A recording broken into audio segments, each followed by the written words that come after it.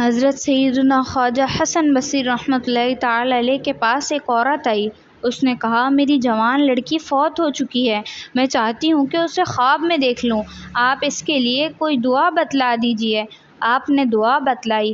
رات کو اس عورت نے اپنی بیٹی کو جہنمی لباس پہنے پاؤں میں بیڑیاں پڑے ہوئے دیکھیں۔ صبح کو اس عورت نے وہ خواب حضرت سیدنا حسن بصری رحمۃ اللہ تعالی علیہ کو سنایا تو آپ بہت زیادہ غمزدہ ہوئے۔ ایک عرصے بعد آپ نے اسی لڑکی کو سر پر تاج رکھے جنت میں دیکھا۔ اس لڑکی نے کہا، آپ نے مجھے پہچانا؟ میں اسی عورت کی بیٹی ہوں جو آپ کے پاس آئی تھی۔ آپ نے کہا، تیری حالت کیسے تبدیل ہو گئی؟ لڑکی نے کہا، ہمارے قبرستان کے قریب ایک شخص حضور علیہ الصلوۃ والسلام پر درود پاک پڑھتے ہوئے گزرا۔